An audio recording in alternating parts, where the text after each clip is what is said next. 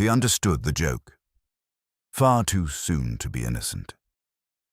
Welcome to Marshshadowfiles. I am your host, Oliver Vane. Comment where you're watching from tonight. I always enjoy hearing from you. Let's begin. Sarah Jenkins lived in a brownstone on the Upper West Side that was considerably more modest than ours, though no less dignified. It smelled of lemon polish and old paper, a scent I've always associated with people who believe their past is more important than their present.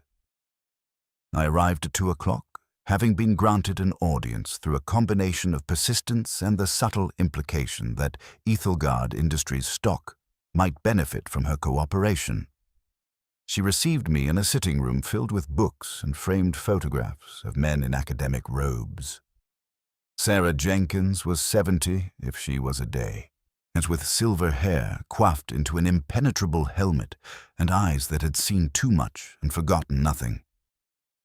"Mr. Goodwin," she said, gesturing to a chair that looked as though it had been designed to punish comfort, "you are younger than I expected, and louder." "I try to make an impression," I said, sitting down carefully. The springs groaned in protest. "Thank you for seeing me, Ms. Jenkins." "I did not see you for your sake," she said, pouring tea from a silver pot. "I saw you because Nero Wolfe asked me to. He sent a note this morning, a very polite note, but firm. He reminded me of our shared history." I raised an eyebrow. "Shared history?" 10 years ago," she said, handing me a cup, "when Project Manimosony collapsed. Mr. Wolfe was consulted by the families of the victims. He did not take the case, but he advised them. And he advised them to settle, to avoid a public trial that would have destroyed Dr. Thorne's reputation further. I was on the board then. I voted to shut it down. I voted to bury it. And now, she said, sipping her tea, "it seems the grave has been dug up. Julian Vane is a fool. He thinks he can sanitize evil with a patent office stamp. He cannot. Evil has a smell, Mr. Goodwin. It lingers. Do you believe Vane stole the formula?" "I believe Vane bought a lie," she said. "Aris Thorne was a brilliant man, but he was also a madman. In his final years, he became obsessed with the idea of memory transfer. Not just treatment, but transfer. He believed he could extract memories from one brain and implant them in another. It was nonsense. Dangerous nonsense. When the trials failed, when the subjects began to lose their identities, Aris did not stop. He escalated. I warned the board. I warned Silas, but Aris was charismatic. He convinced them that the failures were merely data points, that success was imminent. And Elena Rostova? Sarah's hand trembled slightly, spilling a drop of tea on the saucer. Elena was his conscience, or what passed for one. She tried to stop him. She tried to leak the data, but Aris controlled her. He had leverage. Personal leverage. When the project was shut down, Elena disappeared. I assumed she had fled. But if she is back, it means she has found her courage, or her revenge.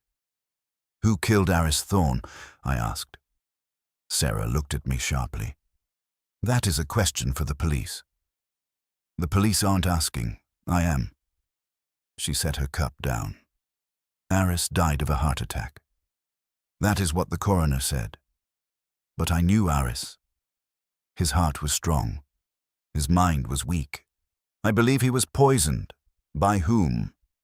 I do not know, but I suspect it was someone who loved him, or someone who hated what he had become." "Silas?" "Silas hated Aris," she said. "But Silas is a coward. He would not kill his own brother. He would only steal from him.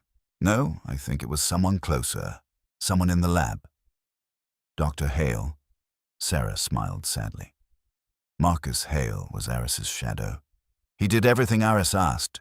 He believed in the science, even when it was monstrous. If anyone killed Aris, it might have been Marcus. To save the work, to protect the legacy. "Or to steal it," I said. "Perhaps," she said. "But there is another possibility. Aris had a daughter, from his first marriage. A girl named Clara. She was 12 when the scandal broke. She was sent away to school in Switzerland. She inherited Aris's estate. Aye, but Silas managed it. If Clara has returned, if she knows what her father did, she might want to destroy it all, to burn it down. Clara Thorne, I said. Where is she now? I do not know, Sarah said. But if I were you, Mr. Goodwin, I would find out. Because if Clara Thorne is in New York, then Julian Vane is not just fighting a corporate rival. He is fighting a ghost with a grudge. I left Sarah Jenkins' house with a head full of names and a gut full of unease. Clara Thorne, a new variable, a wild card. I called Wolfe from a payphone on the corner. Wolfe, I said, we have a new name. Clara Thorne, Aris's daughter. Sarah Jenkins thinks she might be in town. There was a pause on the other end. Then, Clara, Wolfe said. His voice was soft. Yes, I remember her. She was a quiet child, very observant. And she used to sit in the corner of the lab and draw, while her father conducted his experiments. Do you think she's involved? I think, Wolfe said, that we must assume everyone is involved until proven otherwise. Go to the address listed in Aris Thorne's estate records, the house in Connecticut. See if anyone is there. And Archie? Yes? Be careful. If Clara is there, she may not be alone. I hung up and hailed a cab. The drive to Connecticut took 2 hours. The house was a sprawling Victorian mansion overgrown with ivy and neglect. It looked like a place where secrets went to die. I parked the car and walked up the path. The front door was unlocked. Inside, the air was stale. Dust motes danced in the shafts of light piercing through the boarded-up windows. I moved through the hallway, my hand near my pocket, onto where I kept my .38. The house was silent. Too silent. I entered the library. Books lay scattered on the floor. Papers were strewn across a large desk, and in the center of the room, sitting in a high-backed chair, was a woman. She was young, perhaps 30. She had dark hair and Aris Thorne's sharp features. She was holding a photograph. Mr. Goodwin, she said without looking up. I wondered when you would arrive. I stopped. Miss Thorne? She looked up. Her eyes were dry. You can call me Clara. I've been expecting you. And Mr. Wolfe. How did you know? Because my father kept files, she said. On everyone, including Nero Wolfe. He knew Wolfe would come back. Eventually. Everyone comes back to the scene of the crime. She stood up and walked toward me. I didn't kill my father, Mr. Goodwin, but I know who did. And I know why Julian Vane is so afraid. Tell me, I said. She smiled, a cold, thin smile. First, you must promise me something. You must promise me that when this is over, Neurovex will be destroyed. Not sold, not patented. Destroyed. That's not my decision, I said. It is if you want to live, she said, because the person who killed my father is still watching, and they are closer than you think. Before I could ask who, the front door slammed shut. I heard the click of a lock, and then footsteps on the stairs, heavy, deliberate footsteps. Clara looked at me. Run, she whispered. But there was nowhere to run. The windows were boarded, the door was locked, and the footsteps were getting closer. The footsteps on the stairs were not hurried. They were measured, heavy, and deliberate, and echoing in the hollow silence of the house like a heartbeat slowing down before death. I looked at Clara Thorne. She hadn't moved. She stood by the desk, her hands resting lightly on the scattered papers, her expression one of resigned fatigue rather than fear. It was the look of someone who had been waiting for this moment for a very long time. Who is it? I asked, my hand closing around the grip of the .38 in my pocket. I didn't draw it yet. In a confined space, against an unknown number of opponents, surprise was my only asset, and firing blindly was a good way to get killed. Does it matter? Clara said softly. You're here. The circle is complete. The door to the library swung open. It wasn't a gangster. It wasn't Silas Thorne with a hired gun. It was Dr. Marcus Hale. He stood in the doorway, breathing heavily, his glasses askew. He held a revolver in his right hand, but it hung loosely at his side, pointing at the floor. He looked terrified. His face was pale, slick with sweat, and his eyes darted between me and Clara. "Dr. Hale," I said, keeping my voice level. "You're a long way from the lab." "I had to come," Hale said, his voice trembling. "I had to stop her. She's going to ruin everything. 10 years of work, 10 years of suffering. For what? To let it all vanish?" Clara turned to him. "It already vanished, Marcus. When you helped my father kill those people, when you helped him bury the truth, you didn't save the science. You saved your own conscience, and now you're trying to save your career by selling lies to Julian Vane." Hale flinched as if she had struck him. "Vane doesn't know. He thinks it's clean. If he knew, if the world knew—" "Then let them know," Clara said. "Let them see what you did." Hale raised the gun. His hand was shaking so violently that the barrel wavered in the air. "I can't. I won't. I have a family. I have a life. I'm not going to prison for Aris's sins." "You're already in prison," I said, taking a half step forward. "You just haven't realized the bars are locked." Hale swung the gun toward me. "Stay back." I stopped. I could see the panic in his eyes. This wasn't a killer's stance. It was a cornered animal's. He wasn't going to shoot unless he felt he had no other choice, and my job was to give him a choice. "Marcus," Clara said, her voice softening. "Put it down. It's over. Wolfe knows. He's known all along. That's why he sent Archie, to witness the end." Hale blinked. "Wolfe? That's Nero Wolfe." "He's been watching," I lied. It was a bluff, but a necessary one. "He's outside.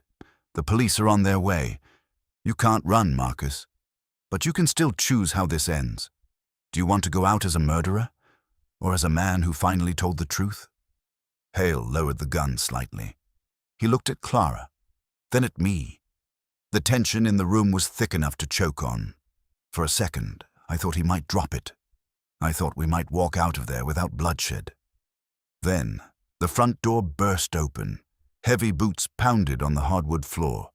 Voices shouted, "Police, show yourselves!" Hale panicked. He jerked the gun up, aiming not at me, but at Clara. "No, they'll take it all. They'll take everything." I didn't think. I moved.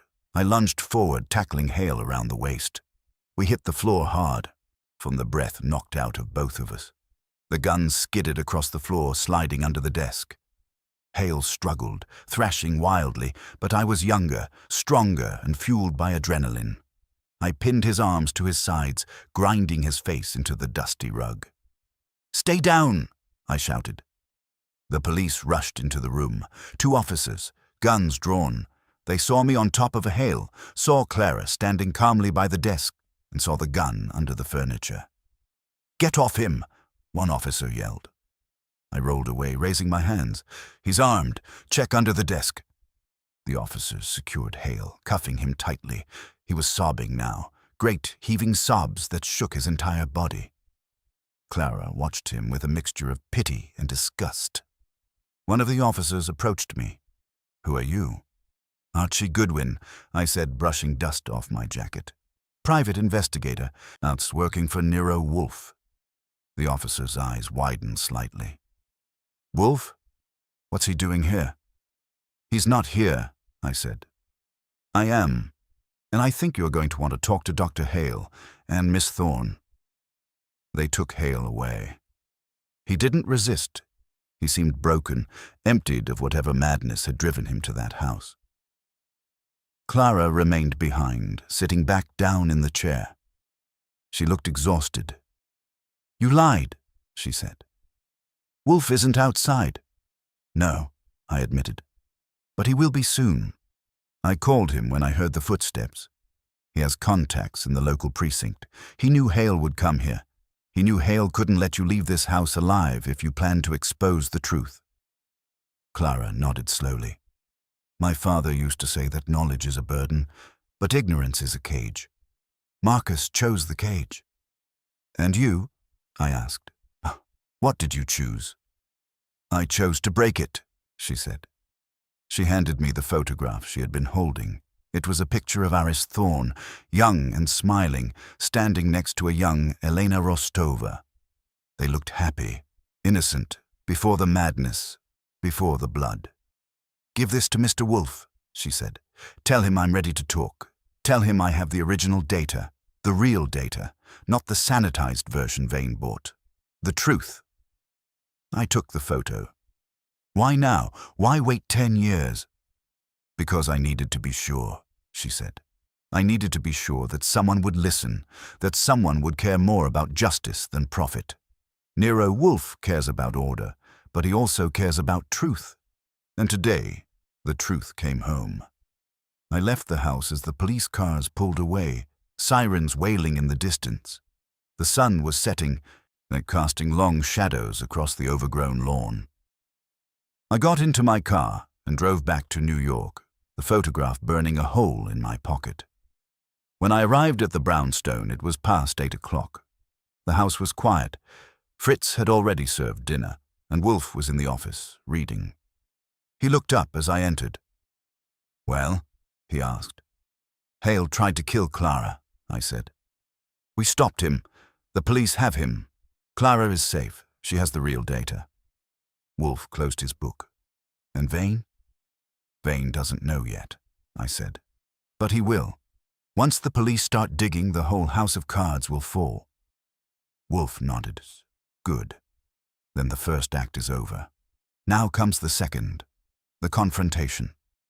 He stood up, wincing slightly as he adjusted his weight. Archie, summon them all. Vane, Silas Thorne, Elena Rostova, and Sarah Jenkins. Tomorrow morning, 10 o'clock, here. All of them? All of them, Wolfe said.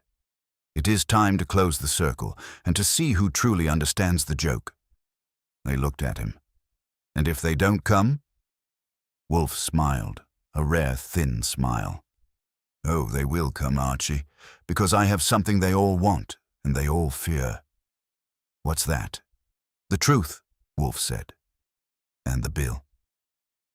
The morning sun filtered through the high windows of the office, illuminating dust motes that danced in the still air like suspended gold. It was Friday, a day Wolfe usually reserved for reviewing accounts or, if he was feeling particularly indulgent, tasting new vintages with Fritz. But today, the atmosphere was charged with the static electricity of impending conflict, and the furniture had been rearranged slightly. 4 chairs placed in a semicircle before Wolfe's desk, creating a stage for the drama he intended to orchestrate. I spent the morning making calls. First, Julian Vane. He answered on the second ring, his voice tight with anxiety. Mr. Goodwin, have you found the leak? I found more than that, I said. Mr. Wolfe wants to see you, 10 o'clock, here. Don't be late. I'm in the middle of a board meeting. Cancel it, I said, or explain to the SEC why your chief scientific officer is in police custody. Your choice. There was a silence on the other end, then a sharp intake of breath. I'll be there. Next, Silas Thorne. His secretary tried to block me, but I used the magic words, Nero Wolfe and Aris Thorne.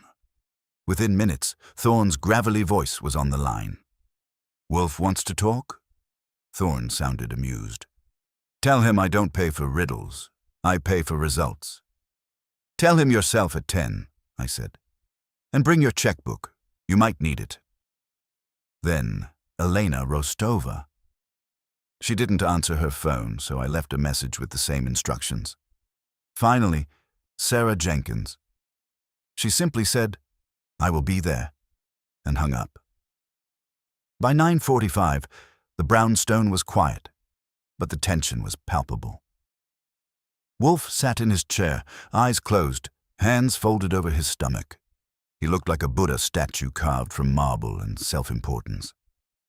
"They are coming," I said, checking my watch. "They are arriving," Wolfe corrected. "There is a difference. One implies intent, the other, inevitability." At 10 o'clock exactly, the doorbell rang. I went to answer it. Julian Vane stood on the step, looking haggard. His suit was wrinkled, his tie loosened. He looked like a man who hadn't slept in days.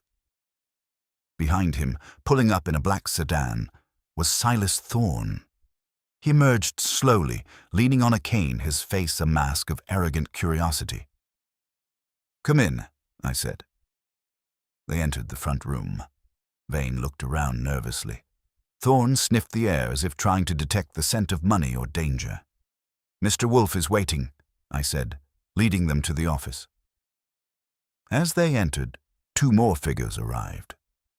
Elena Rostova came in silently, dressed in the same black suit, her face unreadable. Sarah Jenkins followed, supported by a young aide, her eyes sharp despite her age. Wolfe opened his eyes. He did not stand. He did not smile. He simply looked at them one by one, letting the silence stretch until it became uncomfortable. "Please sit," he said.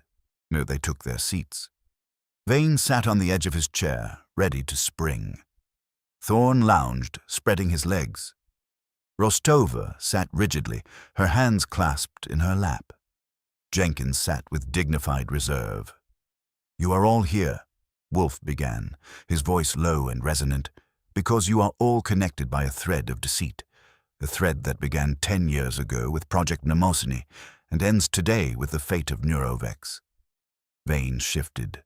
"Mr. Wolfe, I hired you to find a leak, not to hold a tribunal." "The leak has been found," Wolfe said. "It was Dr. Marcus Hale. He is currently in police custody, awaiting charges for attempted murder and fraud. He confessed. He admitted that the data sold to you, Mr. Vane, was incomplete, fabricated. He altered the results to make the drug appear safe, knowing it was not." Vane's face went white. "That's a lie. I have the patents. I have the contracts." "You have pieces of paper," Wolfe said, "but you do not have the truth. And the truth is now in the possession of Miss Clara Thorne, who has provided me with the original, unaltered data from her father's labs. The data shows that NeuroVex causes severe neurological degradation in 30% of subjects. It is not a cure. It is a poison." Silence fell over the room. Vane looked as if he had been struck. Thorne leaned forward, his eyes gleaming. "So," Thorne said, "the golden goose is dead."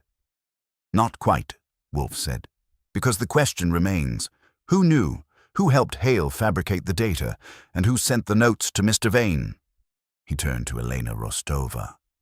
"Miss Rostova, you claim to be the victim, but you were Aris Thorne's assistant. You knew the risks. And why did you stay silent for 10 years? Elena looked at Wolfe. "Because I was afraid. Because I was waiting for the right moment. When I saw Vane buying the rights, I knew he was walking into a trap. I tried to warn him. The notes were warnings. Archimedes moves the world. It was a reminder that leverage can crush. I wanted him to stop, to abandon the project, but he was too greedy, too ambitious. And you, Mr. Thorne?" Wolfe turned to Silas. "You knew your brother was mad. You knew the project was dangerous, yet you managed the estate. You sold the rights to Vane. Why?" Thorne smiled coldly. "Because I needed the money, and because I knew Vane would fail. I wanted to watch him burn. It was poetic justice." "But you didn't just watch," Wolfe said. "You accelerated it. You hired Hale to alter the data, didn't you? Like you wanted Vane to launch the drug, so that when it failed, the scandal would destroy him completely. You didn't care about the patients. You cared about revenge." Thorne's smile vanished. "You have no proof." "I have Hale's testimony," Wolfe said. "And I have the financial records showing payments from your offshore accounts to Hale's personal bank. Small amounts. Regular. For consulting fees. but the timing matches the fabrication of the data. Thorne stared at Wolfe. For a moment, I thought he might lunge across the desk, but he slumped back, defeated. "And you, Miss Jenkins?" Wolfe turned to Sarah. "You voted to shut down Mnemosyne, but you stayed on the board. You knew what was happening. Why didn't you speak up?" Sarah looked down at her hands. "Because I was complicit. I took the hush money. I bought my silence with guilt. And when Vane came to me, I let him buy it again. I am sorry. But sorry does not change the past." Wolfe nodded. "No, it does not. But it can shape the future." He looked at Vane. "Mr. Vane, you have a choice. You can continue to fight this, to deny the truth, and go to prison for fraud and endangerment. Or you can withdraw NeroVex immediately, issue a public apology, fund the treatment for the victims, and surrender your company to a trust managed by Miss Clara Thorne and Miss Ross Dover." Vane looked at Thorne, then at Elena, then at Wolfe. He looked broken. "And if I refuse?" "Then I give this file to the district attorney," Wolfe said, tapping the folder on his desk. "And you will lose everything, including your freedom." Vane closed his eyes. A tear rolled down his cheek. "I didn't know," he whispered. I swear I didn't know."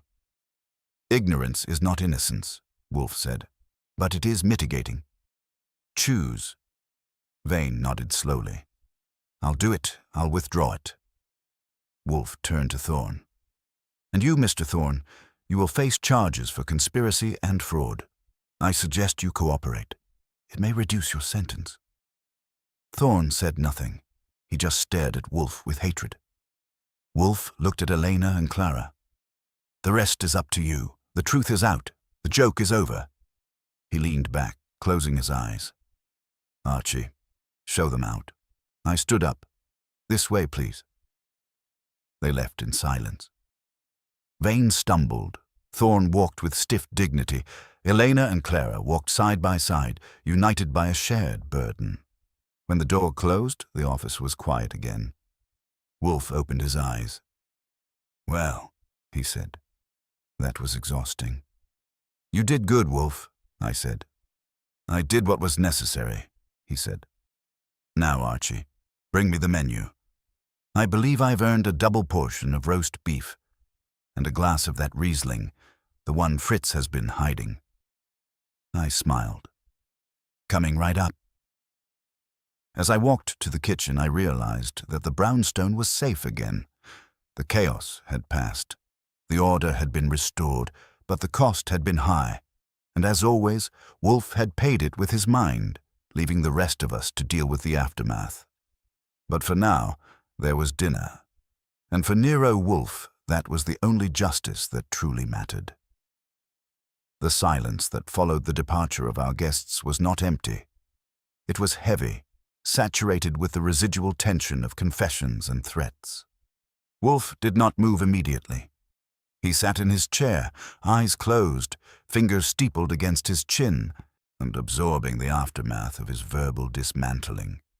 I stood by the door, watching him, waiting for the signal that the performance was truly over and the man could return to his routine.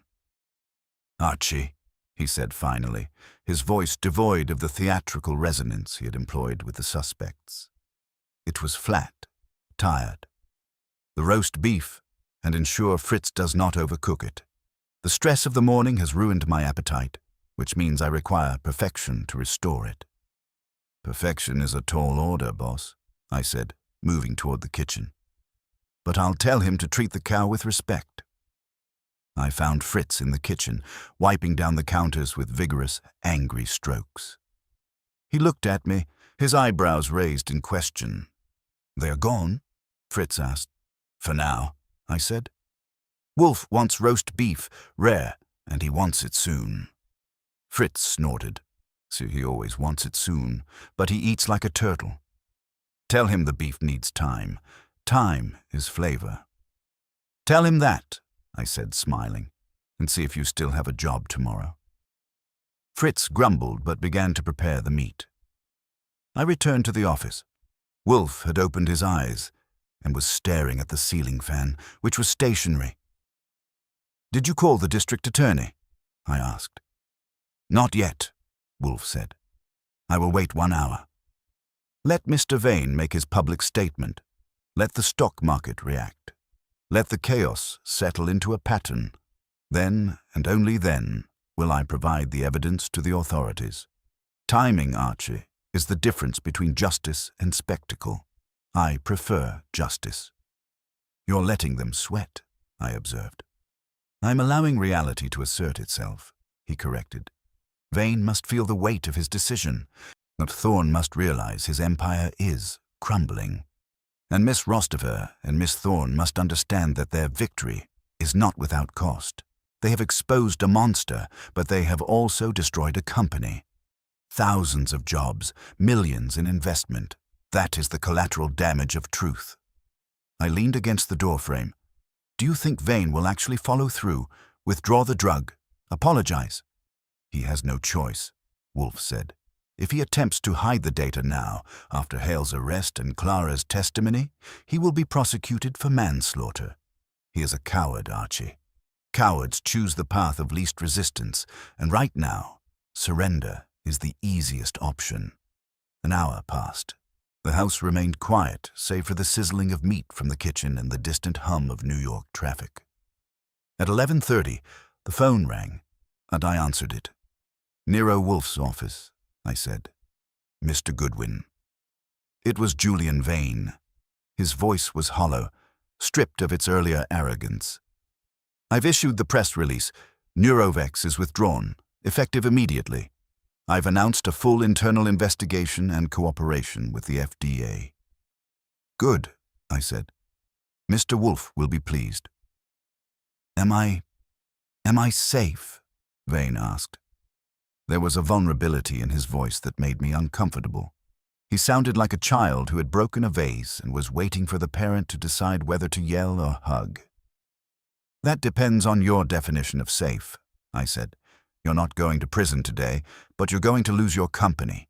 Your reputation is toast. But you're alive, Mr. Vane, and you're free. For now." "Thank you," he whispered. Then he hung up. I relayed the message to Wolfe, but he nodded once. "Call the DA. Give him the file. Tell him everything is in order." I made the call. The district attorney's office was expecting us. They had been circling Ethelgard Industries for weeks, waiting for a break. We had just handed them the key to the kingdom. When I returned to the office, Wolfe was standing. He rarely stood. But when he did, it signaled a transition. He walked slowly to the window, looking out at the brownstones across the street. "It is done," he said. "The web is cut." "What about Silas Thorne?" I asked. He didn't say much. "Do you think he'll fight?" "Silas Thorne is a shark," Wolfe said. "Sharks do not fight when they are bleeding. They retreat to deep water to heal. He will try to salvage what he can of his assets. But his reputation is destroyed. No one will trust him again. In his world, a trust is currency. He is bankrupt. And Elena and Clara? They will start a foundation," Wolfe said, "to help the victims of Mnemosyne. It is the only redemption available to them. They will spend the rest of their lives trying to balance the scales. It is a noble burden, but a heavy one." Fritz appeared in the doorway, holding a tray. "Lunch," he announced. Wolfe turned from the window. The smell of roasted beef filled the room, rich and savory. For the first time all day, Wolfe's face softened. The detective receded. The gourmand emerged. "Excellent timing, Fritz," Wolfe said. He moved to the table, pulling out his chair with deliberate care. He sat, adjusted his napkin, and picked up his fork. I sat opposite him. Fritz served the plates. The beef was perfect, pink in the center, seared on the outside. It was accompanied by roasted potatoes and green beans. Wolfe took a bite, chewed slowly, and closed his eyes. "Ah," he said. "This is justice." I laughed.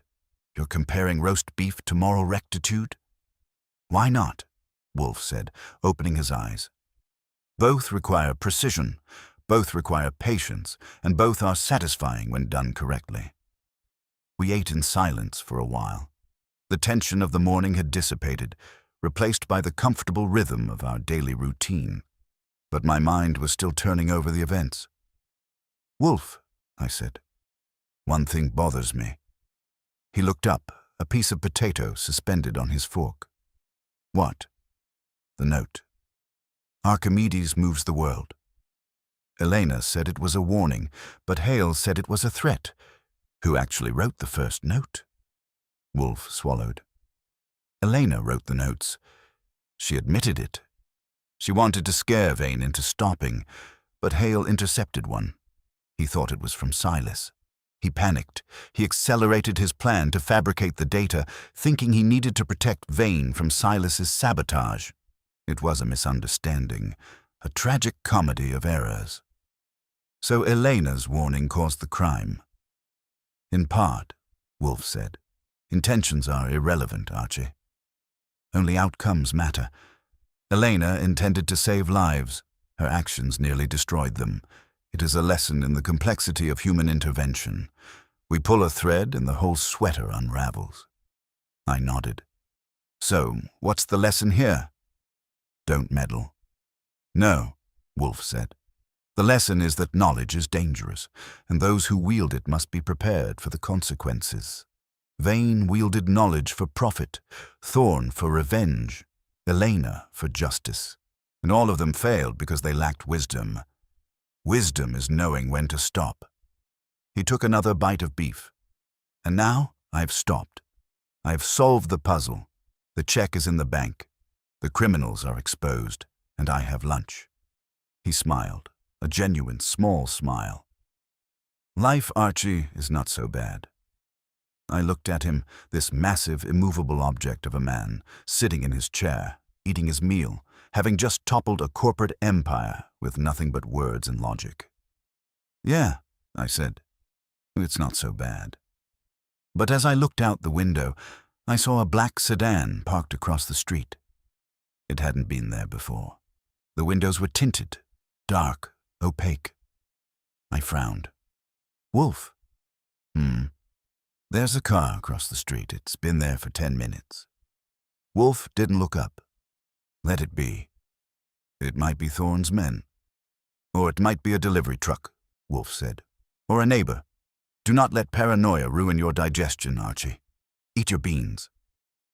I looked back at the car. It didn't move. It just sat there, watching. I picked up my fork, but I kept one eye on the window. Because in my experience, when Nero Wolfe said, "Let it be," it usually meant he already knew what it was, and he was waiting for it to make the first move.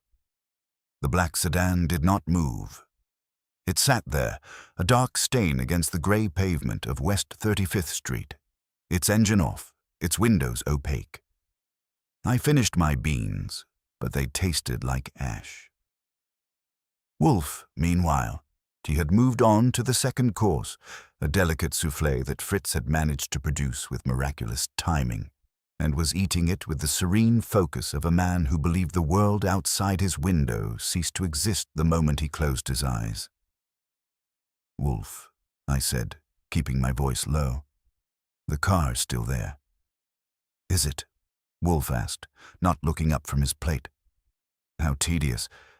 Perhaps they are waiting for a parking space. New York is notoriously difficult in that regard." "They're not waiting for a space," I said.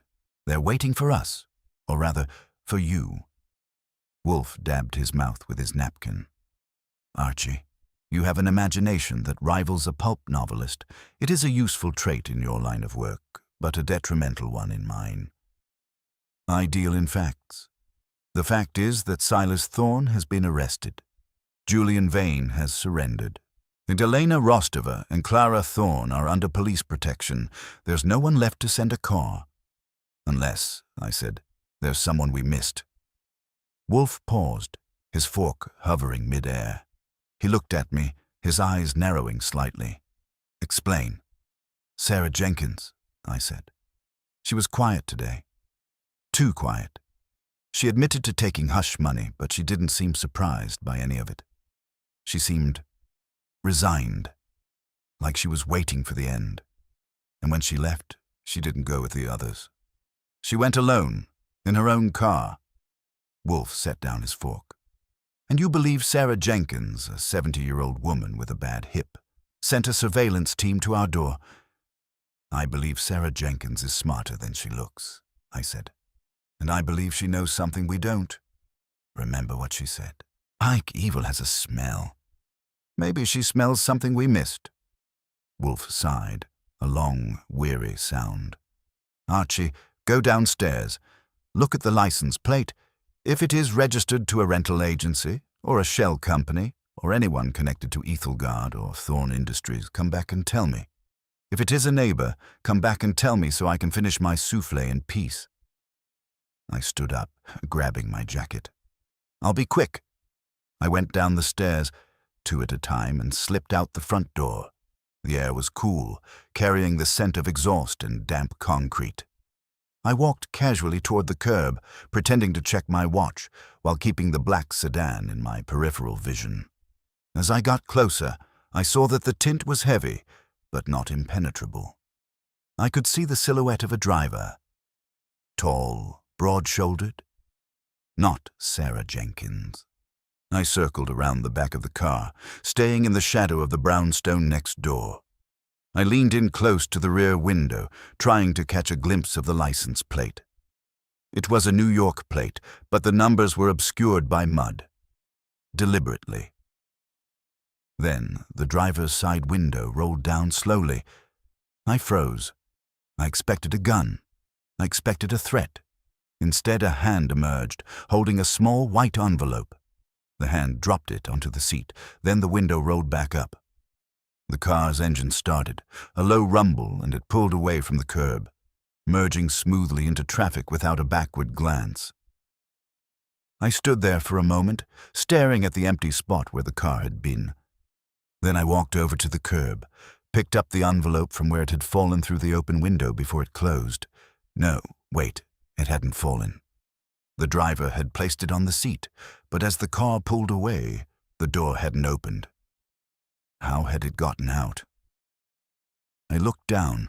The envelope was lying on the sidewalk, near the tire track.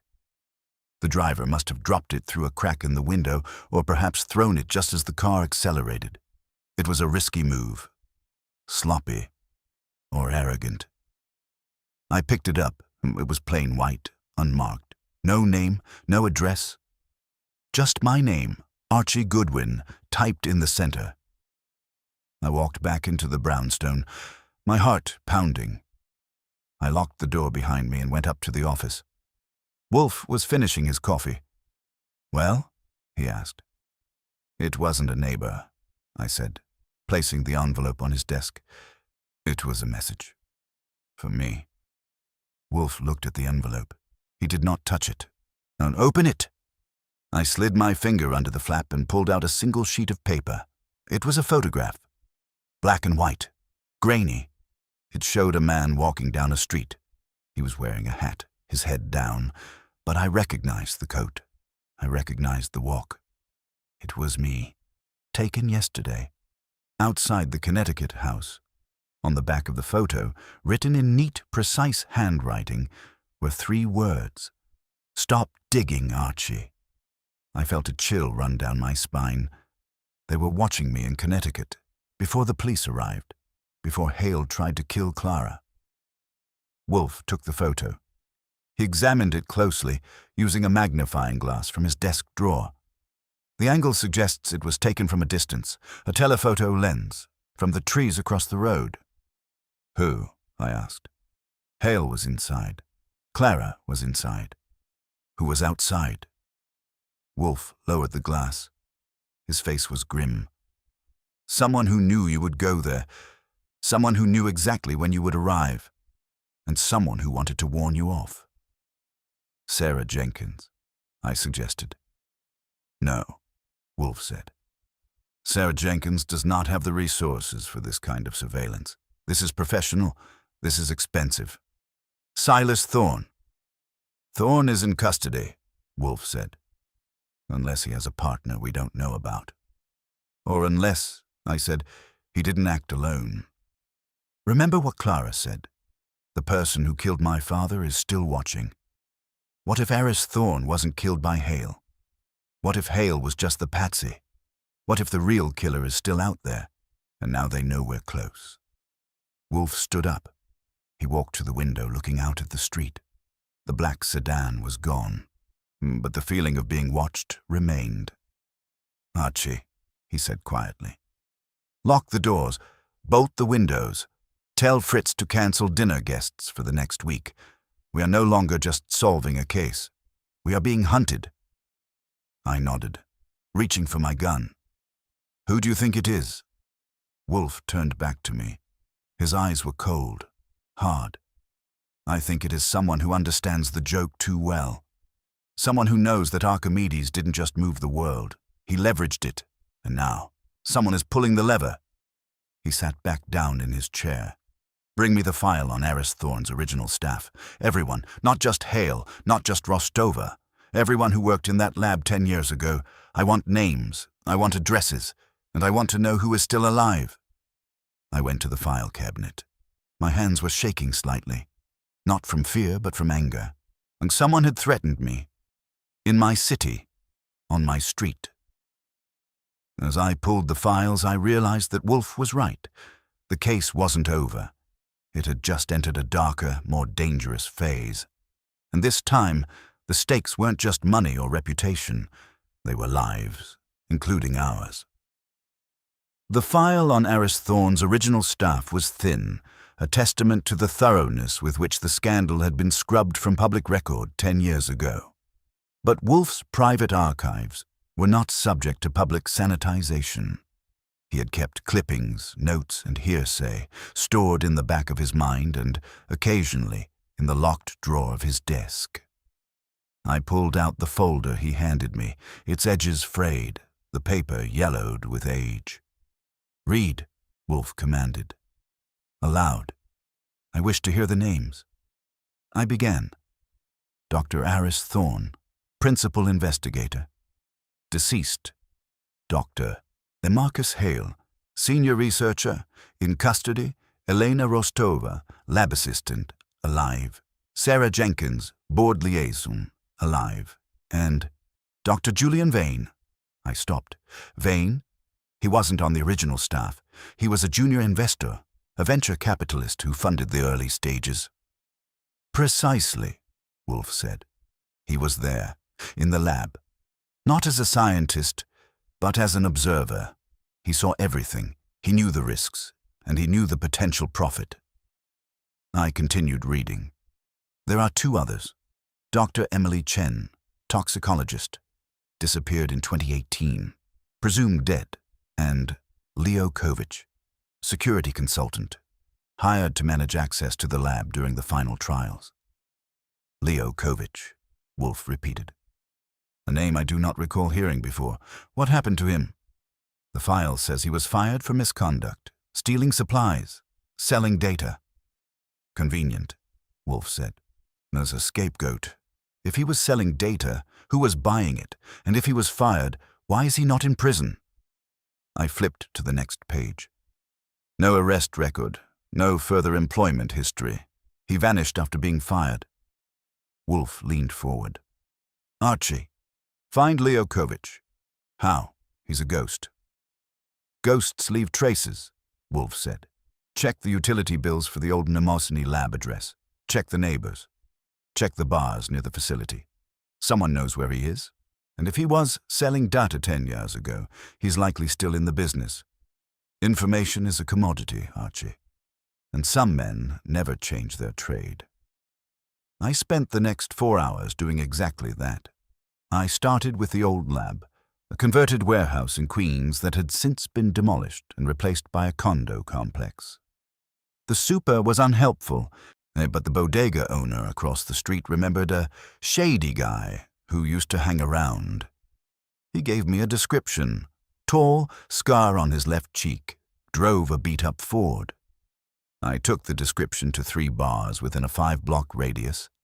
At the third one, a dive called the Rusty Nail, the bartender recognized the scar. "Leo," he said, wiping a glass. "Haven't seen him in months, but he used to come in here every Tuesday.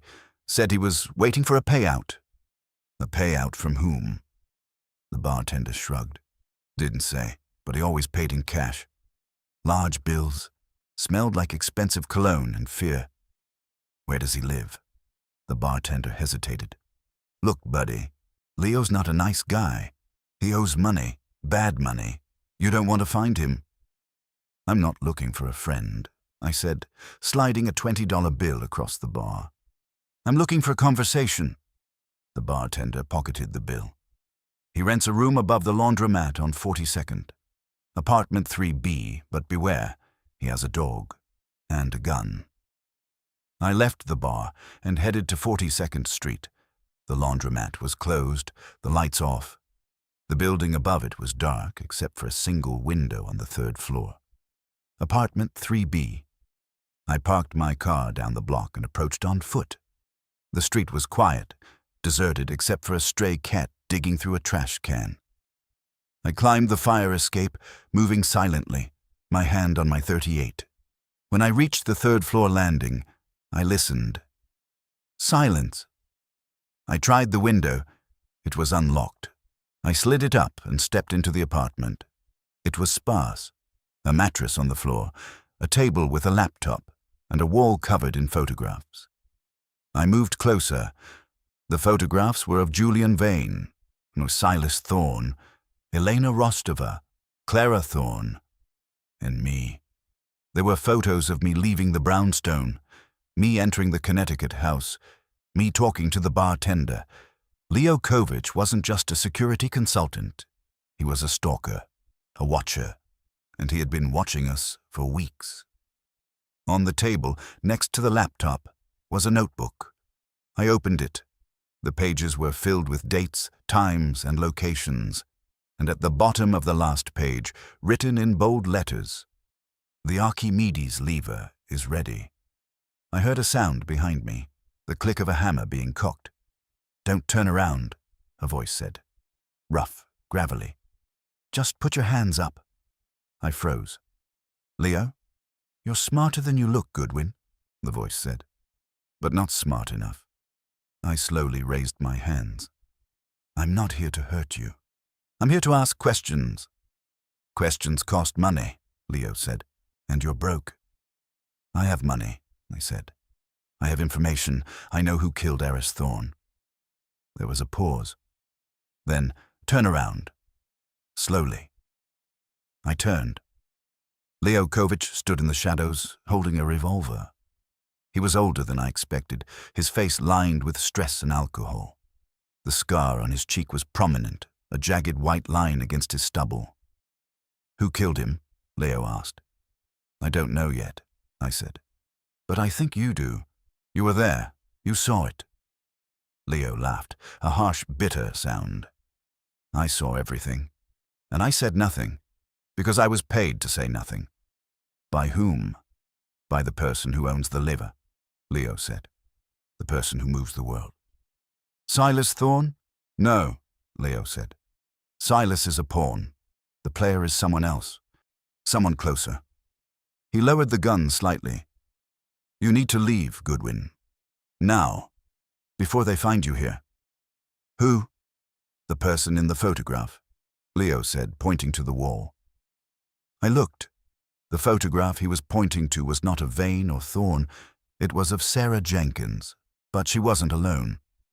She was standing next to a young man, a man who looked familiar. "Who is that?" I asked. "That," Leo said, "is Clara Thorne's brother, Eris Thorne's son, the one everyone forgot, the one who really inherited the madness." My blood ran cold. "Clara doesn't have a brother." "She does," Leo said, "and he's been pulling the strings all along." The name hung in the stale air of the apartment like smoke from an extinguished candle. Eris Thorne's son. I stared at the photograph, my mind racing to reconcile this new variable with the equation Wolfe had so carefully balanced. Clara Thorne had spoken of her father, of her exile, of her solitude. She had never mentioned a brother. "His name is Julian," Leo Kovich said, his voice dropping to a whisper. "Not Vane. Julian Thorne. He changed it when he went into hiding, but he's been watching, waiting, and now he's ready to collect." I looked at Leo. "Why are you telling me this? You have a gun pointed at my head." "Because I'm tired," Leo said, lowering the revolver until it pointed at the floor. "I've been watching them for 10 years, watching Silas steal, watching Vane lie, watching Sarah Jenkins pretend she didn't know, and watching Julian waiting. He's not like his father. Eris was mad. Julian is cold, calculated. He doesn't want to change the world. He wants to own it." "Where is he?" I asked. Leo shook his head. "I don't know. He uses proxies, burner phones, cash. But he's close. He's been in New York for the last month. He's the one who sent the notes. He's the one who hired me to watch you. But I stopped taking his money last week, because I realized what he was planning." "What?" "He's not just trying to destroy Ethelgard," Leo said. "He's trying to trigger the Archimedes clause to reclaim the patent. But he doesn't want to sell it. He wants to release the raw data, the unfiltered, dangerous data. He wants to prove that his father was right, that the science works, even if it kills. He wants to force the world to accept mnemosiny. By force." I felt a chill crawl up my spine. "He's going to leak the formula publicly." "No," Leo said. "He's going to inject it into someone important, someone visible. And then he's going to blame Vane. He's going to make it look like Neurovex caused it, a public murder, to prove the power of the drug, and to destroy Vane forever." "Who?" I asked. "Who is the target?" Leo looked at me. "I don't know, but it's soon. Tonight, maybe. You need to go. Now." I didn't wait. I turned and climbed out the window, sliding down the fire escape as fast as I could. My heart was hammering against my ribs. I reached my car and sped back to the brownstone, the city lights blurring into streaks of neon. When I burst into the office, Wolfe was still seated, but he was no longer reading. He was holding the photograph I'd left on his desk earlier, the one of Eris Thorne and Elena Rostova. He looked up as I entered. "You look like you've seen a ghost, Archie," he said. "Worse," I said, breathing hard. "I've seen the future, and it's named Julian Thorne." Wolfe's eyebrows lifted. "Julian Thorne?" "Eris's son," I said. "Clara's brother. He's been hiding, changing his name. He's the one behind the notes. He's the one pulling the strings, and he's planning something big. Tonight." Wolfe stood up. For the first time, I saw a flicker of genuine alarm in his eyes. "Tonight? What is happening tonight?" "The gala," I said. "Ethelgard Industries is hosting a charity gala at the Plaza Hotel to reassure investors after the withdrawal of Neurovex. Vane is speaking. Silas Thorne is there, under house arrest but allowed to attend for public relations. Elena and Clara are there. Sarah Jenkins is there." Wolfe's face hardened. "It's a trap. Julian Thorne isn't trying to hide. He's trying to make a statement. He's going to use the gala as his stage." "To kill someone?" I asked. "To prove a point," Wolfe said. "Leo said he wants to force the world to accept mnemosine. If he injects someone with the raw formula and they survive, or if they die dramatically, he creates a spectacle, a martyrdom, or a miracle. Either way, he wins." "We have to stop him," I said. "We cannot leave the brownstone," Wolfe said firmly. "I'm not going to a gala, and you cannot go alone. It is too dangerous." "Then what do we do?" Wolfe walked to the phone. "We call Saul Panzer." Saul Panzer was Wolfe's best man. A chameleon, a ghost. If anyone could slip into the Plaza Hotel unnoticed, it was Saul. I made the call. Saul answered on the second ring. "Saul," I said, "we need you, at the Plaza, until now." "What's the job?" Saul's voice was calm, steady. "Find a man named Julian Thorne," I said. "He's Iris Thorne's son. He's likely disguised. He's carrying a syringe, and he's planning to inject someone at the gala. Stop him. Do not let him touch anyone." "Understood," Saul said. "I'll be there in 20 minutes." I hung up. Wolfe was sitting back down, his hands folded. "Now," he said, "we wait, and we hope that Saul is as good as I think he is." The next hour was agonizing. The clock on the mantel ticked loudly, each second stretching into an eternity. I paced the room. Wolfe sat still, his eyes closed, listening to the silence. At 9:15 p.m. the phone rang. I grabbed it. "Goodwin." "It's Saul," the voice said. Quiet. Urgent. "I found him." "Where?" "In the kitchen. He's posing as a waiter. He has a tray. And a syringe." "Who is he targeting?" "He's moving toward the stage," Saul said. "Vane is speaking. Thorne is in the front row. Elena is next to him. Clara is on the other side." "Stop him, Saul." "I can't shoot him," Saul said. "Too many people. I have to get close." The line went dead. I looked at Wolfe. "He's gone in." Wolfe opened his eyes. "Now we wait for the echo." 5 minutes passed. Then 10. The silence in the office was deafening. I could hear my own heartbeat. Then the phone rang again. I answered it. "Saul?" "It's done," Saul said. "He's in custody. The police have him." "Is everyone okay?" "Yes," Saul said. "He tried to inject Vane, but I tripped him. The syringe broke. No one was hurt. But Archie, there's something else." "What?" "He wasn't working alone," Saul said. "He had an accomplice, someone on the inside, someone who gave him access to the kitchen." "Who?" "Sarah Jenkins," Saul said. "She let him in. She knew." I lowered the phone. I looked at Wolfe. "Sarah Jenkins," I said. "She didn't just take hush money. She was part of it, all along." Wolfe nodded slowly. "The circle is complete. But the cost was higher than I anticipated." He stood up. "Archie, call the DA. Tell him to add Sarah Jenkins to the list, and tell him to keep Julian Thorne in solitary confinement. He is not just a criminal. He is a fanatic, and fanatics are dangerous." I made the call. When I hung up, the office was quiet again. But the victory felt hollow. We had stopped the injection. We had caught the killer, but the web of deceit had been deeper, darker, and more tangled than we had imagined. Wolfe walked to the window. "It is over, Archie. Finally." But as I looked at him, I wondered if it really was, because in the world of Nero Wolfe, nothing is ever truly over. There is always another thread, another secret, another joke understood too soon, and I suspected that this time the punchline had yet to land. The silence that settled over the brownstone after Saul's call was not the comfortable, digestive-induced quiet of a case well closed. It was heavy, charged with the static of unresolved questions.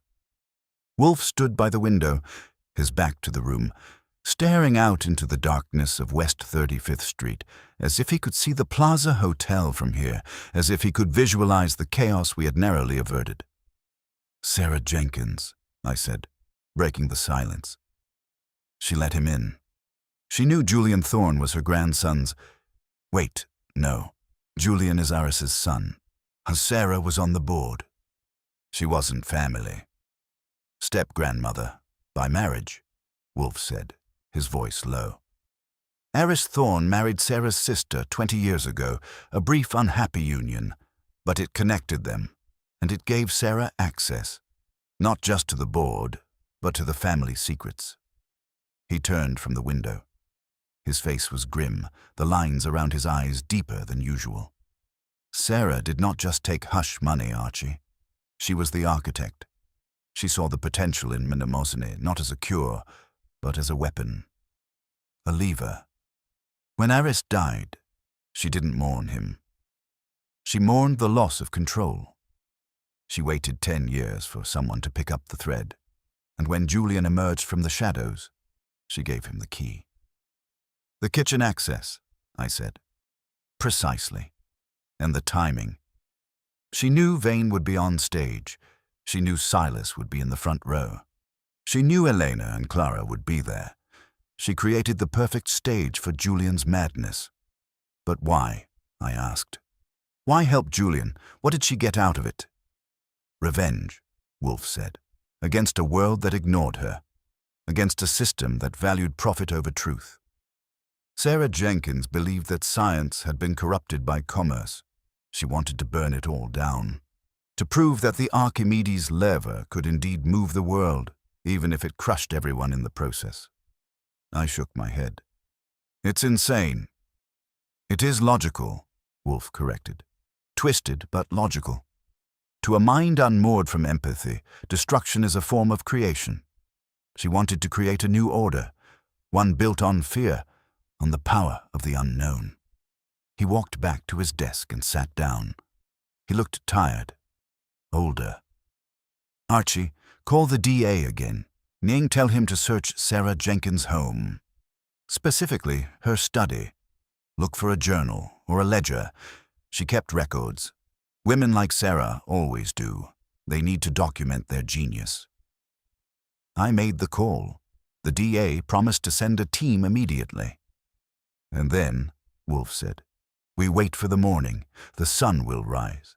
The newspapers will scream, and we will have done our job.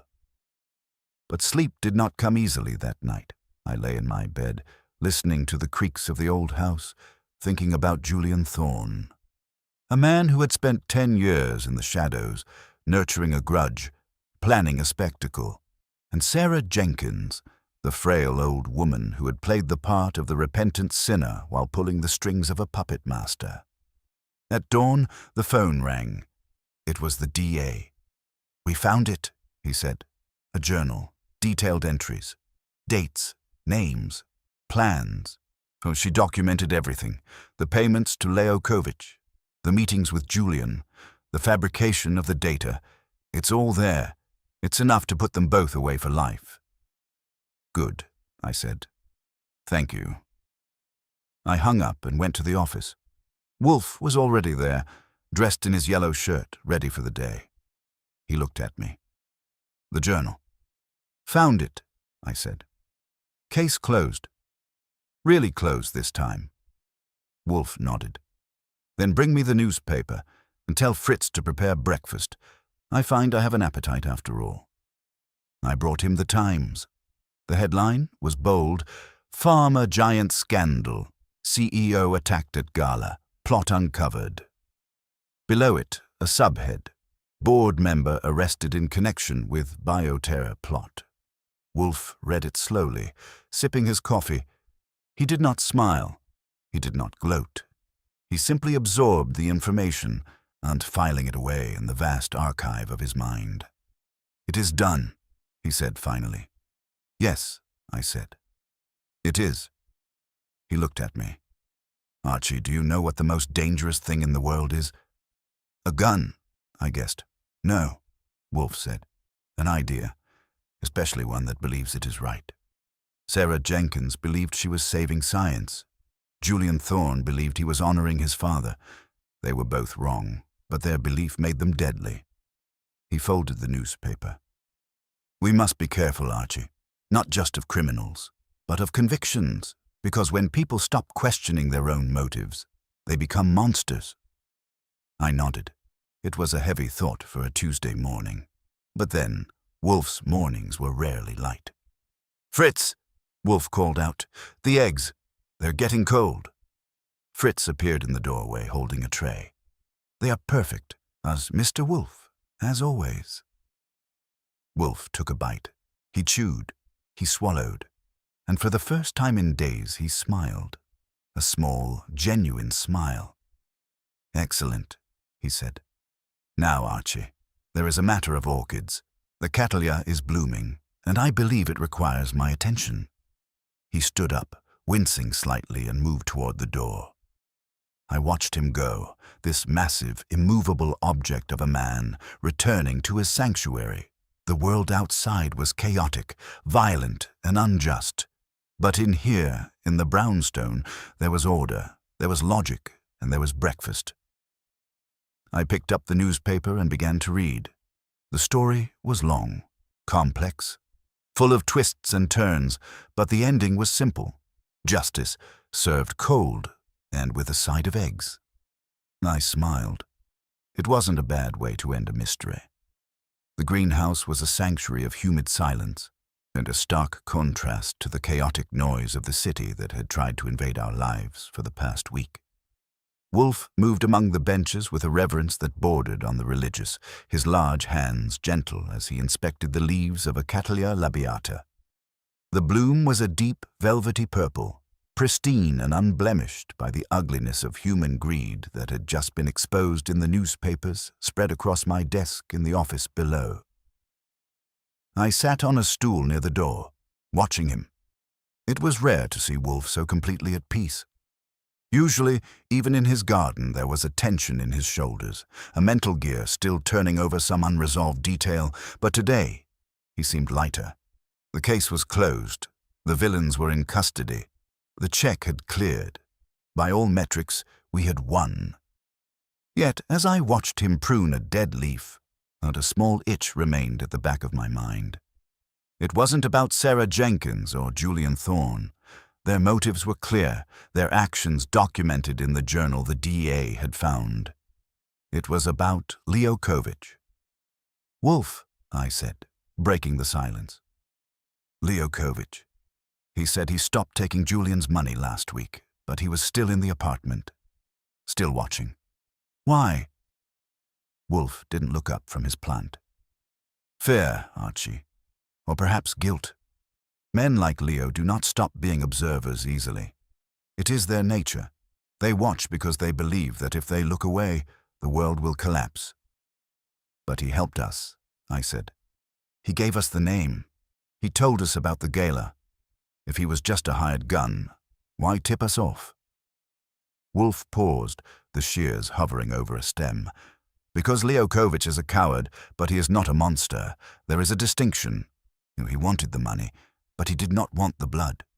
When he realized Julian intended to kill, not just disrupt his conscience, such as it is, intervened.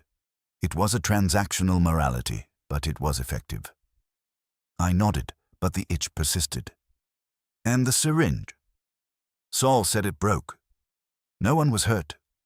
But what was in it?" "The raw formula," Wolfe said. "Unstable, unrefined, likely fatal if injected intravenously. Julian wanted a martyr, or a miracle. Either would have served his purpose. But if it broke," I trailed off. "If it broke, the liquid spilled," Wolfe finished, "on the floor. On Julian's clothes. It is contained. The danger has passed."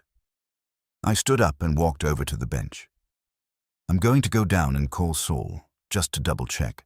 Make sure the police secured the evidence properly. I don't want any loose ends." Wolfe sighed, a sound of mild irritation. "Archie, you are becoming paranoid. The case is closed. The orchids are blooming. Let it be." "I'll be quick," I said. I went back to the office and picked up the phone. I dialed Saul's number. He answered on the first ring. "Saul Panzer." "It's Archie. Just checking in. How's the cleanup going?" "Smooth," Saul said. "Julian is in solitary. Sarah is in holding. The syringe fragments are in the evidence locker. The lab boys are analyzing the residue. It's nasty stuff, Archie. Concentrated neurotoxin.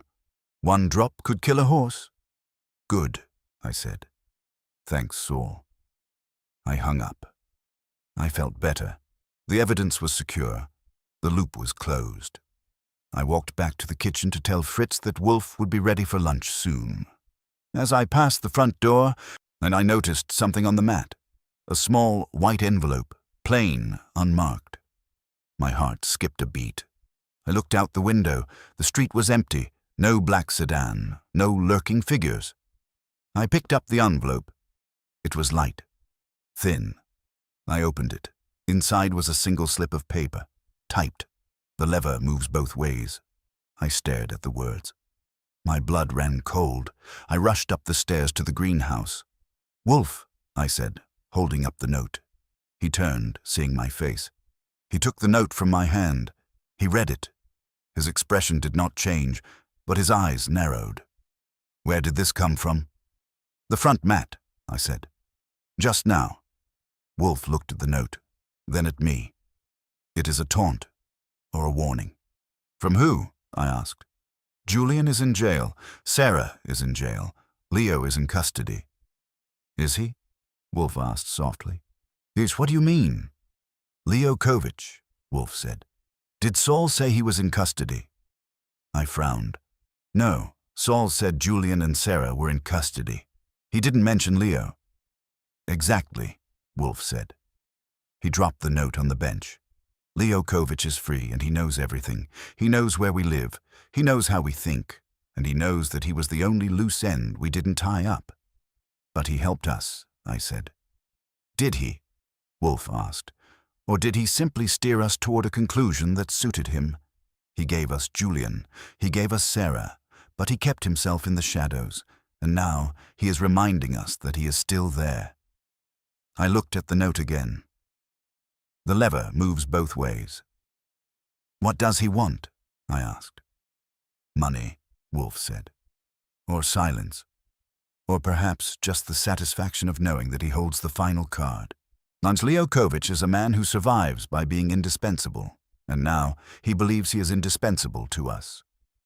So what do we do?" Wolf turned back to his orchids. He picked up his shears. "We do nothing, Archie. We wait. Because if Leo wants money, he will ask. If he wants silence, he will threaten. But he will not act rashly. He is a survivor, and survivors are patient." "But he's out there," I said. "Watching." "Let him watch," Wolf said, snipping a leaf with precise, calm movements.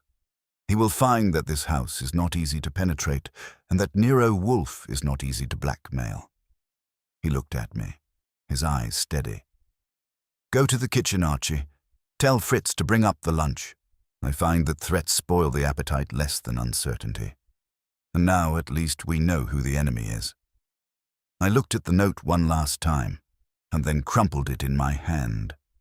I walked downstairs, my mind racing. Leo Kovich was out there, free, watching. And he had just reminded us that in the game of strategy, the board is never truly clear until the last piece is moved. And I had a feeling Leo Kovich was not done playing. The lunch was trout, poached in a white wine sauce that Fritz had perfected over 3 decades of service. It was delicate, flaky, and accompanied by new potatoes that melted on the tongue. For most men, it would have been a meal to savor. For Nero Wolfe, it was a ritual, a necessary pause in the machinery of his mind. But today, the machinery was humming with a low, dangerous frequency. He ate with mechanical precision, chewing each bite 20 times, his eyes fixed on the empty space above the fireplace. The note from Leo Kovich lay on the desk, a small white rectangle of defiance against the dark wood. "He will not wait long," Wolf said, swallowing a piece of trout. "Men like Leo Kovich operate on momentum. He has revealed his hand to show he is still in the game. Now he expects a response. If we do not provide one, he will escalate." "And if we do?" I asked, pushing my plate away.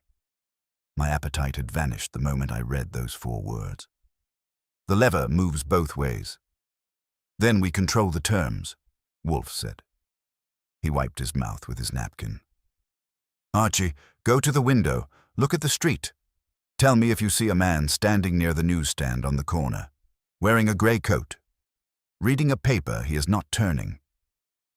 I went to the window and looked down. The street was busy with the midday rush, but there, leaning against the lamp-post near the newsstand, was a figure, a gray coat, hat pulled low, holding a newspaper that hadn't changed pages in 5 minutes. "He's there," I said. "Good," Wolf said. "He is impatient. He wants to be seen. He wants us to know he is watching. It is a primitive form of negotiation. Fear based on proximity. What do you want me to do? Go down and break his legs? Certainly not, Wolfe said, horrified. Violence is the refuge of the incompetent. No, I want you to go down and invite him up. I blinked. Invite him up? Here? Into the brownstone? Yes, Wolfe said. If he wants to play, we will play, but we will play on my board, with my pieces. Bring him up. Do not search him. Do not threaten him. Just bring him here. And Archie? Yes? Leave your gun in the drawer. I stared at him. You're kidding. I'm never kidding about safety, Archie. But if Leo Kovich wanted to shoot me, he would have done it from the street. He wants something else. He wants recognition. He wants to feel important. Give it to him, but keep your wits about you. I went downstairs, unlocked the front door, and walked out onto the stoop. The man in the grey coat looked up as I approached. It was Leo Kovich. He looked thinner than he had in the apartment, his face drawn, his eyes darting around like a trapped animal.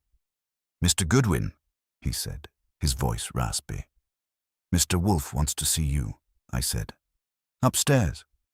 Leo hesitated. Is it a trap? If it were a trap, Mr. Wolfe would have sent the police, I said. He prefers conversation. Come on. Leo followed me up the stairs, his steps hesitant. When we entered the office, Wolfe was seated in his chair, hands folded, and looking every inch the master of the domain. He did not stand. He did not smile. Mr. Kovich, Wolfe said, please sit. Leo sat in the client chair, gripping the arms tightly. He looked at Wolfe, then at me, then back at Wolfe. You got my note? I did, Wolfe said. It was concise, ambiguous, but concise. The lever moves both ways. A reference to Archimedes, I assume, or perhaps to the balance of power. Leo nodded. I know things, Mr. Wolfe. Things that aren't in Sarah Jenkins' journal. Things that Julian didn't tell anyone. Such as who really funded Project Nemosin in the final year, Leo said. It wasn't just venture capital. It was Silas Thorne, but not for profit, for leverage. He knew the drug was dangerous. He kept the original samples, hidden, and he gave them to Julian. Not to kill Vane, wanting to blackmail the FDA, to force approval. Julian went off script. He wanted spectacle. Silas wanted control, but Silas is in jail now, and I have the location of the samples. Wolfe's eyes narrowed. And you are telling me this why? Because I want immunity, Leo said. I want a guarantee that I won't be charged as an accomplice. I was just a hired hand. I didn't know about the poison until the end. I can prove it.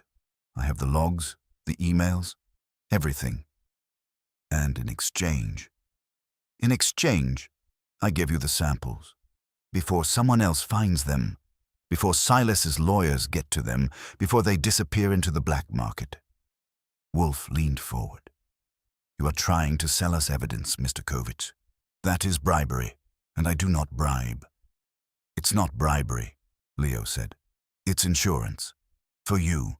For the world. Those samples are out there, worse, and only I know where. Wolfe looked at me. Archie, call the district attorney. Tell him Mr. Kovich is here. Tell him he has information regarding hidden evidence in the Thorne case, and tell him to send a car, immediately. Leo stood up, panicked. Wait, you said you'd talk. We are talking, Wolfe said calmly, but I do not make deals with criminals. I deliver them to the law. You have committed crimes, Mr. Kovich. Surveillance, conspiracy, obstruction. You will face justice. But if you provide the location of the samples, it may mitigate your sentence. That is the best offer you will get. Leo looked at the door, then at Wolfe. He realized he was trapped, not by guns or bars, but by logic, by the immovable weight of Nero Wolfe's integrity. He slumped back into the chair. They're in a safe deposit box, he whispered. At the First National Bank, box 402, under the name A. Thorne. Wolfe nodded. Thank you, Mr. Kovich. That was wise. Sirens wailed in the distance, getting louder. Leo closed his eyes. He knew it was over. When the police arrived 10 minutes later, they took Leo away without incident. He didn't fight. He didn't speak. He just looked at Wolfe with a mixture of hatred and respect. After they left, the office was quiet again. Wolfe picked up his glass of water and took a sip. "Well, Archie," he said, "the lever has stopped moving." "For now," I said. "No," Wolfe said. "Forever. The samples will be destroyed. The case will be closed, and we—" He gestured to the room. "We will return to our orchids." He smiled, a rare, genuine smile. "Justice, Archie, is not always satisfying, but it is always necessary. And today, it tasted like trout." I laughed, the tension finally breaking. "You're impossible, Wolfe." "I am consistent," he corrected. "Now bring me the menu. I believe I've earned a dessert." The dessert was a crème brûlée, prepared by Fritz with the kind of culinary precision that borders on the theological. The sugar crust shattered under the spoon with a satisfying crack, revealing the cool, creamy custard beneath. Wolfe ate it slowly, savoring each bite, his eyes half closed in a state of profound contentment. The storm had passed. The brownstone was secure. The world outside continued its chaotic spin, but in here, order had been restored. I sat across from him, nursing a cup of coffee, watching the steam rise in lazy spirals.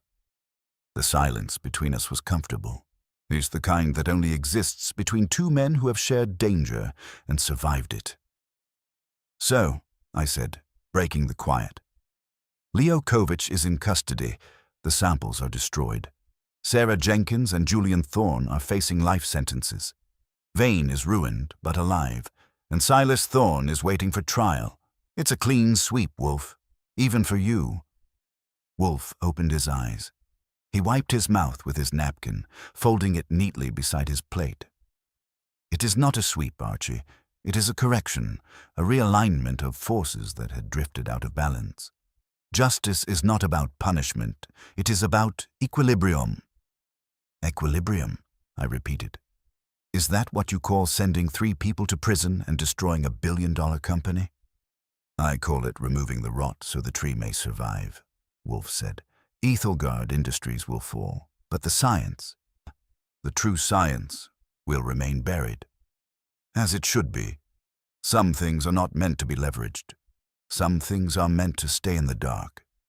He leaned back in his chair, the leather creaking under his weight. "And there is one final matter."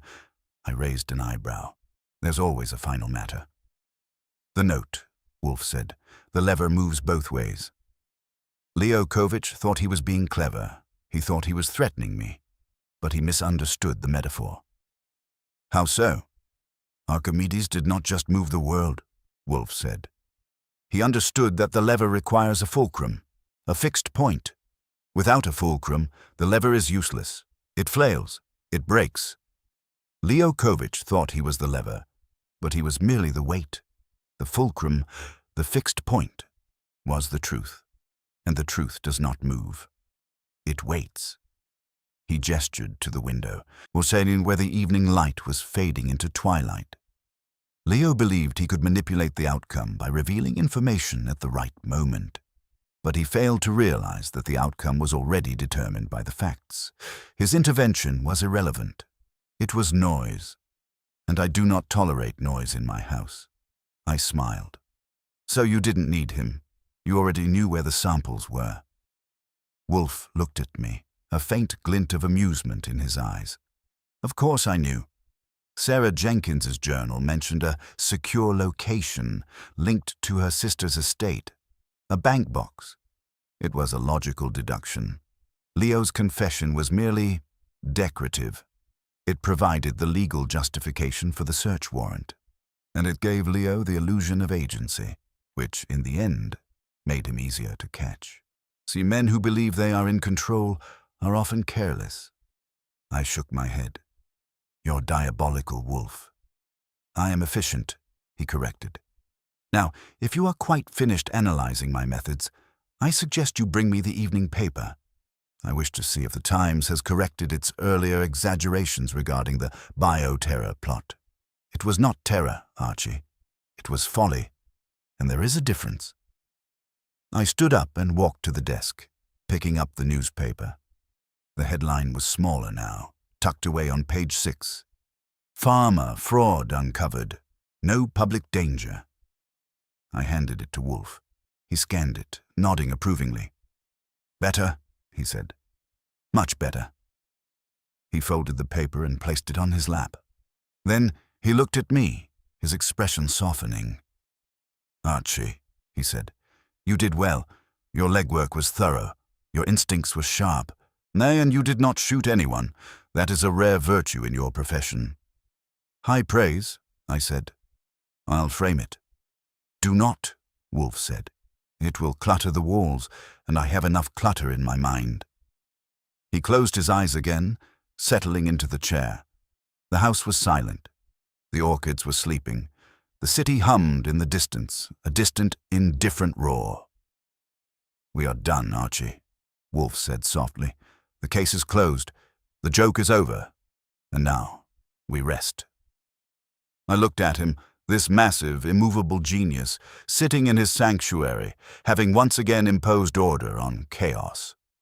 I realized then that the mystery wasn't just about the drug, or the murder, or the money. It was about the man who refused to move, yet moved the world with his mind. Yes, sir, I said. We rest. I walked to the door, turning off the light as I left. The office fell into darkness, save for the faint glow of the street lamp outside. And in that darkness, Nero Wolfe sat, still and silent, the master of his domain, the keeper of the truth. And for the first time in weeks, I slept soundly.